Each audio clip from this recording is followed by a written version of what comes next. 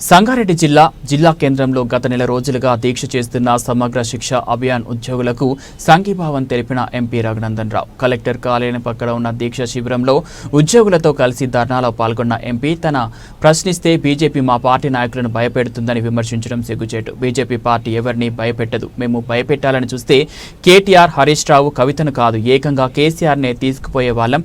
కవిత ఆడబిడ్డ కాకపోతే నా సమాధానం వేరేలా ఉండేది. కవిత తన వ్యాఖ్యలు వెంటనే వెనక్కి తీసుకోవాలి. బీఆర్ఎస్ రాష్ట్రానికి పట్టిన దరిద్రం. ఎక్కువ ఎగిరిపడితే జనాలు మళ్లీ బండకేసి కొడతారు. దర్యాప్తు సంస్థలు తప్పు చేసిన వారిని ఏ కలుగులో దాక్కున్నా పట్టుకు వచ్చి విచారణ చేస్తాయి. ఎవరు తప్పు చేసినా పోలీసులు కేసులు పెడతారు, కోర్టుకి తీసుకువెళ్తారు.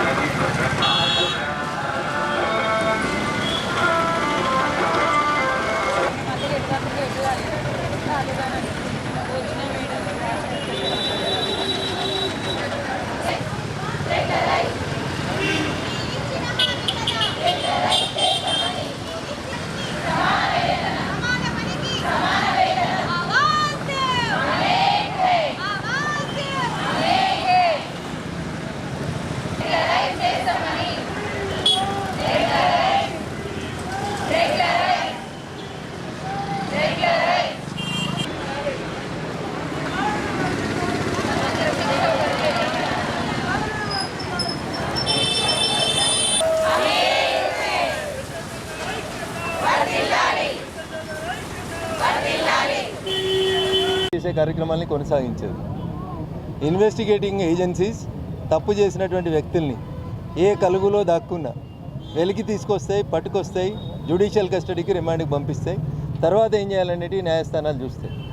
కాబట్టి సోదరి కవిత భారతీయ జనతా పార్టీ కేంద్ర ప్రభుత్వం మమ్మల్ని భయపట్టియాలని చూస్తుంది అని చేసినటువంటి కామెంట్స్ని విత్డ్రా చేసుకుంటే గౌరవప్రదంగా ఉంటుంది అనేది ఈ సందర్భంగా తెలియజేస్తా ఉన్నాను. అట్లా భయపట్టించేది ఉంటే కవితనో కేటీఆర్నో హరీష్నో ఆలోచించాల్సిన అవసరం లేదు. తీసుకుపోతే కేసీఆర్ని కూడా తీసుకుపోయేటోళ్ళం అట్లా భయపట్టించాలనుకుంటే. కాబట్టి తప్పుడు వ్యాఖ్యానాలు వద్దు. చేసిన తప్పుడు పనులకి బరాబరి శిక్ష పడుతుంది. పోలీసు వాళ్ళు కేసు పెడతారు, కోర్టులకు తీసుకుపోతారు. దానికి భారతీయ జనతా పార్టీ ఏమో చేస్తుంది. ఇంతకుముందు కూడా సోదరి కవిత ఇట్లే మాట్లాడింది, మోడీలు ఈడీలు బోడీలు అని. టీఆర్ పోయించిన తర్వాతనే అర్థమైందేమో అనుకున్నాం, మనుషులు మారుతారేమో అనుకున్నాం. ఇప్పుడు కూడా మళ్ళీ కేటీఆర్ గారు అట్లే మాట్లాడుతున్నారు, మోడీలకు బోడీలకు ఈడీలకు భయపడ్డామని. మోడీ గారికి ఏం సంబంధం? మీరు ఫార్ములా ఈ రేస్ కేసులో ఎలక్షన్ కమిషన్ అనుమతి తీసుకోకుండా ఒక బాధ్యతాయుతమైన మంత్రి స్థానంలో ఉండి రాతపూర్వకంగా ఎట్లాంటి ఆదేశాలు ఇవ్వక మౌఖిక ఆదేశాల మేరకు ఈ దేశ సొమ్ముని రిజర్వ్ బ్యాంక్ ఆఫ్ ఇండియా అనుమతి లేకుండా, భారత ప్రభుత్వం అనుమతి లేకుండా విదేశాలకు పంపించి దాని మీద కేసు అయితే ఏదో మమ్మల్ని భయపట్టియాలని చూస్తున్నారు. మిమ్మల్ని భయపట్టిస్తే మాకేం వస్తుంది? ఆల్రెడీ సచ్చిన పాము మీరు. సచ్చిన పాముకి పాలు పోసినా నీళ్ళు పోసినా వచ్చేది లేదు, సచ్చేది లేదు. అది ఎట్లాగో చచ్చింది. ఒకటి టీఆర్ఎస్ గురించి మేము మాట్లాడడం ఎప్పుడో మానేసినాం, మర్చిపోయినాం. వాళ్ళని వాళ్ళు ప్రజెంట్ చేసుకోవడం కోసం రోజు ఏదో దగ్గర అయితే చెల్లె, లేకపోతే అన్న, లేకపోతే హరీష్, మీరు తప్ప ఎవరు లేడా తెలంగాణలో ప్రతిపక్షం? కవిత నిన్న మాట్లాడుతూ ఉన్నారు, సోదరి కవిత గారు, బీసీలకు అన్యాయం జరిగింది, బీసీ గణన చేయాలి. ఆడపిల్ల కాబట్టి జర మంచిగా మాట్లాడుతున్నా, గౌరవప్రదంగా మాట్లాడుతున్నా. 10 ఏళ్ళు అధికారంలో ఉండి ఇలా నువ్వు అడుగుతున్న బీసీలకి మీ నాయన 10 మంత్రి పదవులు ఇవ్వాల్సింది ఉండే, 2 ఇయ్యలే. మీరు 2 ఇయ్యలే సరిగా. అందులో బీసీ బిడ్డను అర్ధాంతరంగా తీసి అవతల వారేసాడు మీ నాయన. కవిత, ఆ రోజు నీ నోరు ఎందుకు మూతపడ్డది? గది మాట్లాడు చెల్లె, గౌరవంగా ఉంటుంది. అదే నువ్వు ఆడపిల్లవు కాకపోయింటే ఖచ్చితంగా మంచి సమాధానం చెప్పేటోని నేను. ఇప్పటికైనా బీసీల గురించి మొసలి కన్నీరు, ఇంకా దేని గురించో మొసలి కన్నీరు మార్చే కార్యక్రమాన్ని సోదరి కవిత గారు మానుకోవాలి. 10 మంత్రి పదవులు, 18లో 54% బీసీలు ఉంటే 10 మంత్రి పదవులు ఇవ్వాల్సింది ఉండే. 10 ఏళ్ళ అధికారంలో ఉన్న టీఆర్ఎస్ పార్టీ 2-3 మంత్రి పదవులు ఇచ్చి అందులో బీసీ బిడ్డలు ఎదుగుతుంటే ఓర్వలేక తీసి అవతల వారేసారు ఈటల రాజేందర్ని. ఆ రోజు ఎడిపోయిన వీళ్ళ నోర్లన్నీ వాళ్ళు బీసీలు కాదా? ఆ రోజు బీసీ కులగణన గురించి కవిత ఎందుకు మాట్లాడలేదు? ఇవాళ ఎందుకు మాట్లాడుతుంది కవిత? కవితకి బీసీలకు ఏం సంబంధం?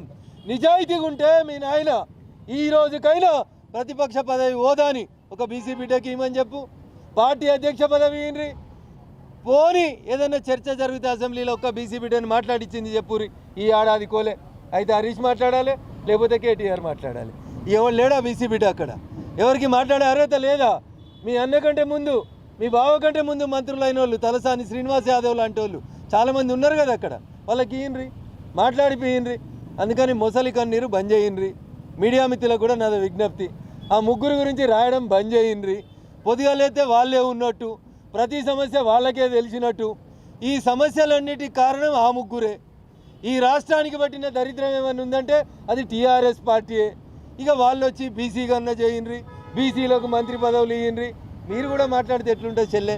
దయ్యాలు వేదాలు వాళ్ళు ఇచ్చినట్టు ఉంటుంది. అందుకని దయచేసి మేము మీ జోలికి రావట్లేదు. మీ సావు మీరు సావుండ్రి, మీ కర్మ మీరు అనుభవిస్తున్నారు.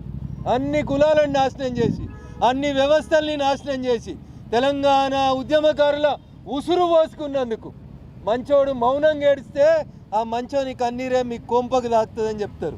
అది జరిగింది. ఇప్పటికైనా మౌనంగా ఉండుర్రి. ప్రజలు ఓట్లయితే ఎప్పుడన్నా 1-2 గెలిపిస్తే సంతోషపడుర్రి. ఎక్కువ ఎగిరిపడ్డారు అనుకోండి, మళ్ళీ భూమికేసి కొడతారు అనేది యాదికుంచుకోండి. భారతీయ జనతా పార్టీ జోలికి, నరేంద్ర మోడీ గారి ప్రభుత్వం జోలికి వస్తే మేము మొదటి నుంచి కూడా, నేను కూడా నీకంటే ఎక్కువ జై తెలంగాణ అన్నోని చెల్లె.